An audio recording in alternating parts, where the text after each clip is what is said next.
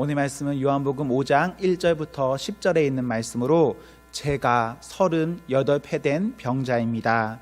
제가 38회 된 병자입니다. 라는 제목으로 하나님 말씀 증거하겠습니다.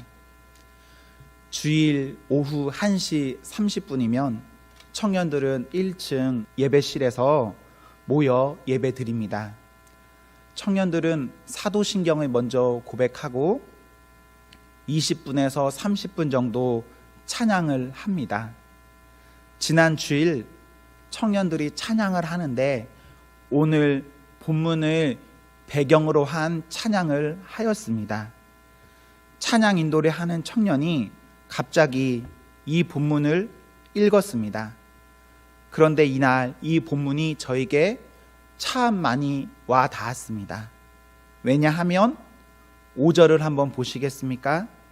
거기 38회 된 병자가 있더라 라는 말씀에서 뭔가 눈을 뗄 수 없었습니다. 거기 38회 된 병자가 있었더라. 여러분, 그거 아십니까? 제가 올해 38입니다. 마치 이 5절을 보는데 제가 아프고 제가 문제고 제가 행각을 벗어나 저 연못에 들어가고 싶은데 스스로는 들어갈 능력이 없어서 땅만 바라보며 한숨 쉬는 그런 사람 같았습니다. 사랑하는 성도 여러분, 우리 오늘 요한복음 5장에 있는 말씀을 폈습니다. 사실 이 자리에서 제가 무엇인가 말하는 것보다 여러분 스스로가 이 본문을 보면서 주님, 제가 38회 된 병자입니다 라는 마음을 가질 수 있다면 제가 이 자리에서 더 이상 다른 말 하지 않아도 우리는 충분한 넘치는 주님의 사랑을 가지고 이 자리를 나설 수 있게 될 것입니다. 우리 이 시간 이러한 복이 있기를 소망합니다. 내가 주님 앞에 주님, 제가 이렇습니다. 주님, 주님의 자비를 기다립니다. 오늘 본문의 38회 된 병자는 어디가 아팠습니까? 그리고 왜 아팠습니까? 어디가 아픈지는 모릅니다. 그저 제대로 움직일 수 없을 만큼 많이 아팠다. 여기까지만 알 수 있습니다. 이 사람이 왜 아프게 되었습니까? 14절에 보시면 이 사람이 지은 죄의 문제로 인하여 아팠습니다. 이렇게 보면 이 사람이 왜 38회라는 긴 시간 동안 아팠는지를, 왜 그동안 고치지 못했는지를 알 수 있습니다. 이 사람은 의사에게서 고침을 받을 수 있는 부류의 사람이 아니었습니다. 어쩌면 지금 이 사람도 자신이 지금 죄의 문제로 아픈 것이라는 것을 알았을 수도 있고, 그래서 이 사람이 베데스다 못에 있는 것 당연합니다. 그럴 수밖에 없습니다. 다른 방법이 없으니까. 그래서 이 사람은 지금 베데스다에 있는 것입니다. 38년을 아팠기 때문에 그간 얼마나 많은 것들을 해보았겠습니까? 또한 죄의 문제, 사람의 어떠한 능력으로 할 수 없는 것이니 이 사람 결과적으로는 하늘의 능력이라도 맛보려고 천사가 내려온다는 소문이 있는 그 베데스다에 가서 혹시나 하는 마음으로 줄 서 있는 겁니다.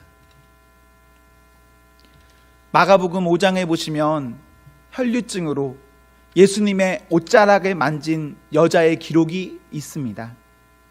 이 여자는 12해 병을 앓았는데 많은 괴로움만 당하고 병이 더 중하여질 뿐이었습니다.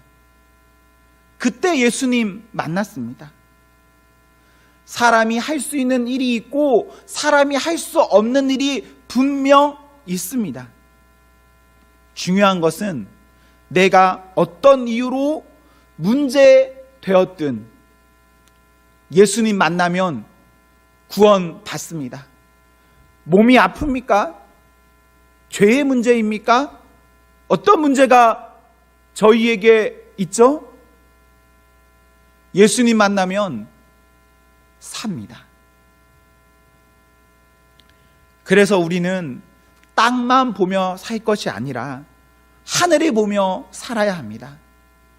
그러다 하늘도 보다가 땅도 보다가 하늘만 보는 그 사람으로 우리의 전인격이 변화되어야 합니다. 우리가 하늘을 이렇게 바라보다 보면 어떻게 될까요? 우리가 언젠가는 그곳에 사는 겁니다. 우리 모두는 앞으로 하나님 나라, 하늘 나라에 가서 살게 될 텐데 이 땅에서부터 땅만 바라는 성도로 살아가기보다 하늘을 보셔야 합니다. 그렇게 살아간 성경의 사람들은 병자이더라도 살았습니다. 오늘 본문에 베데스다 못이라는 곳이 나옵니다. 베데스다의 뜻은 자비의 집이라는 뜻입니다. 이름은 정말 좋지 않습니까? 자비의 집. 이름은 좋은데 그곳에 자비가 있었나를 생각해 보면 별로 그런 것 같지가 않습니다.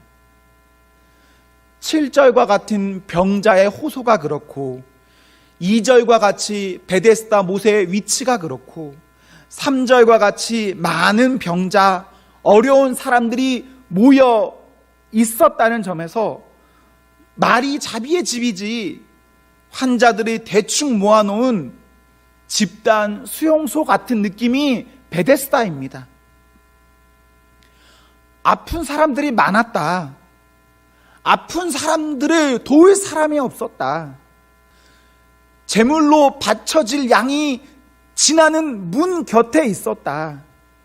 혹은 제물로 바쳐질 양을 파는 시장 곁에 있었던 연못이다. 심지어 그곳에서는 제물로 바쳐질 양을 씻는 곳이라는 말도 있는데 그런 곳에 무슨 자비가 있었겠습니까? 그런데 그런 곳에도 예수님 계시니 자비가 임했습니다. 자비는 장소적인 개념이 아닙니다. 그리고 자비는 사람의 기준으로 하지도 않습니다. 자비는 예수님 계시면 그 어디나 그곳이 베데스다, 그곳이 자비의 집 되는 것입니다. 우리가 아무리 척박한 곳에 있다 하여도 그곳에 예수님 계시기를 간절히 사모해야 합니다. 그럼 그곳이 자비가 충만한 내가 살아갈 수 있는 진짜 집이 될 수 있습니다. 6절에 예수님을 보십시오. 예수님은 예루살렘으로 향하셨고 양문을 지나셨고 양문 곁에 베데스다에 가셨고 그곳에서 보셨습니다.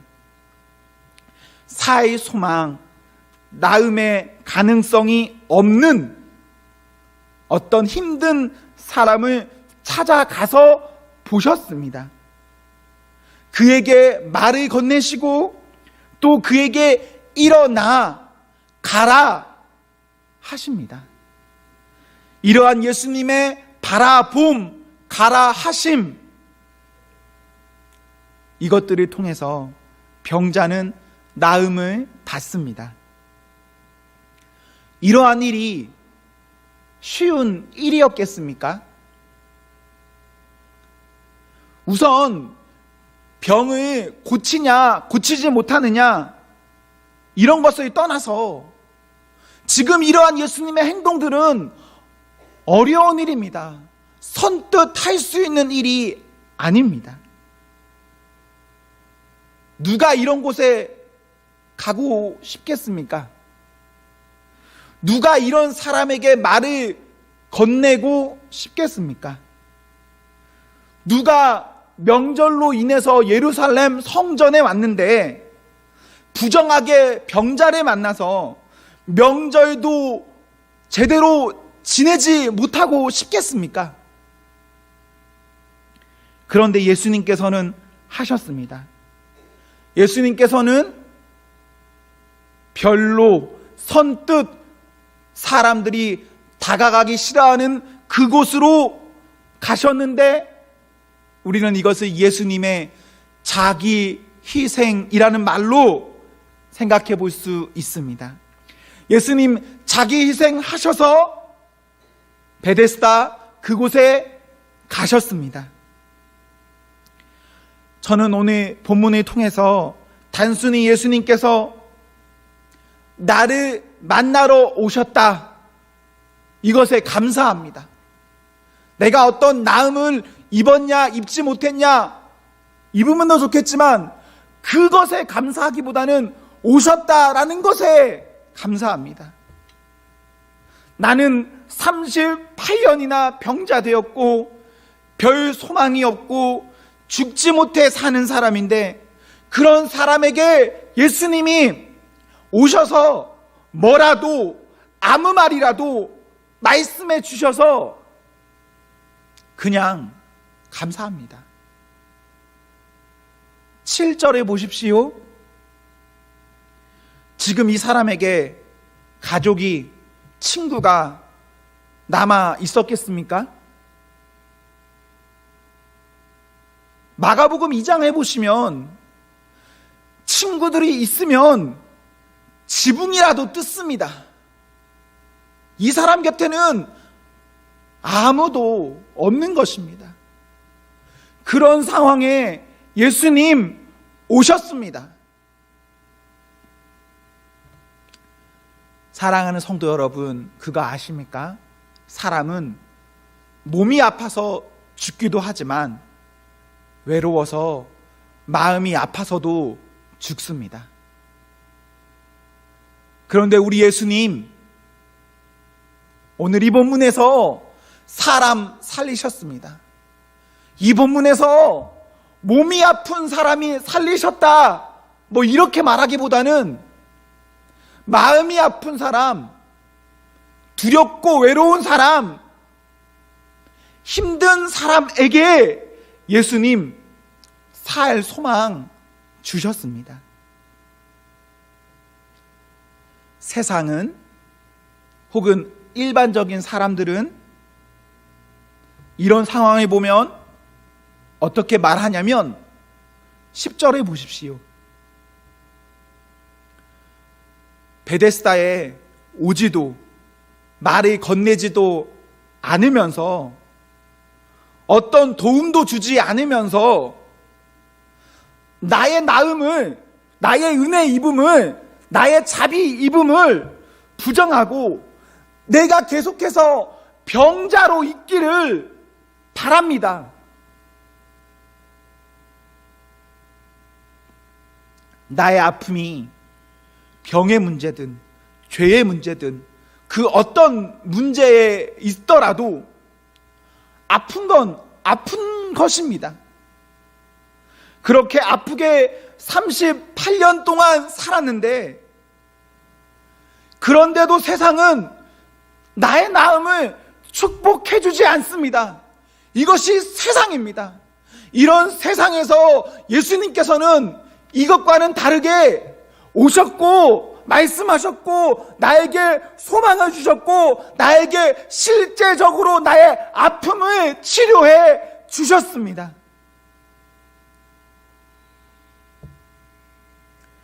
사랑하는 우리 성도 여러분, 제가 38회 된 병자입니다. 아픔이 있는 사람이죠. 여러분은 어떻습니까? 사랑하는 성도 여러분, 우리가 38회 된 죄인입니다.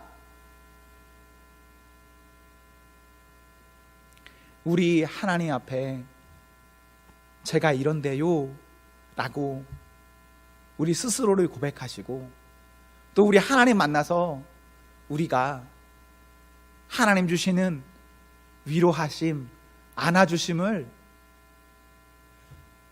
당해야 합니다. 하나님께 당해야 해요. 얼마나 좋겠습니까? 나를 그렇게 안아주시는 하나님, 잡아주시는 하나님.